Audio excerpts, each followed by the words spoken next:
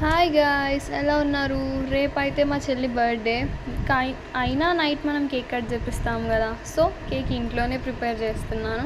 Happy biscuits తీసుకున్నాను. వాటిని చిన్న చిన్న పీసెస్గా కట్ చేశాను. కట్ చేసిన తర్వాత వాటన్నిటినీ ఒక గ్రైండర్లో వేసి మెత్తగా పౌడర్ వచ్చేలా గ్రైండ్ చేసుకున్నాను. చూసారు కదా ఎంత మెత్తగా గ్రైండ్ అయిందో. అలా గ్రైండ్ అయిన తర్వాత అందులో ఒక ప్యాకెట్ మిల్క్ యాడ్ చేశాను. చూసారు కదా, మిల్క్ ఎంత ఎక్కువ వేసుకుంటే అంత స్వీట్ టేస్ట్ వస్తుంది. అలానే ఎక్కువ వేసుకోవద్దు, నీళ్ళు అయిపోతుంది. దీన్ని మంచిగా మిక్స్ చేసుకున్న తర్వాత ఇందులో కొంచెం ఈనో యాడ్ చేద్దాం. బేకింగ్ సోడా కూడా యాడ్ చేయొచ్చు, కానీ మాకు అందుబాటులో లేదని ఈనో యాడ్ చేసినాం.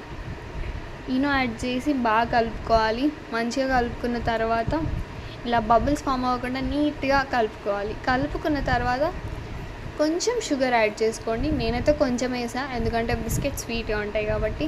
దీన్ని కూడా మంచిగా మిక్స్ చేసుకోవాలి. అట్లీస్ట్ 2 to 3 minutes వరకు మిక్స్ చేయండి. అలా అయితేనే టెక్స్చర్ కరెక్ట్గా ఉంటుంది. నేనైతే ఈనో తక్కువైంది అనిపించింది, సో నేను మళ్ళీ ఈనో వేసుకున్నాను.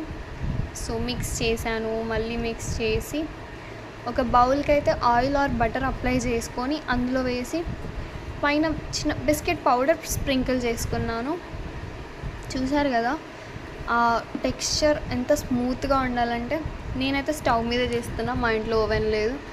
మట్టి, దానిపైన ఒక లేయర్ ఆఫ్ సాల్ట్ వేసి ఇది వేసి అయితే క్యాప్ పెట్టేశాను. పెట్టేసిన తర్వాత ఒక 40 to 45 minutes తర్వాత ఓపెన్ చేశాను. ఒక నీడిల్ ఆరెల్స్ టూత్పిక్ని కుచ్చి చూడాలి. లోపల టెక్స్చర్ నీడిల్ కంటలేదంటే బాగుందని అర్థం. ఆ తర్వాత కాసేపటికి అది చల్లగైన తర్వాత తీసి చూస్తే cake ready. To be continued in next video.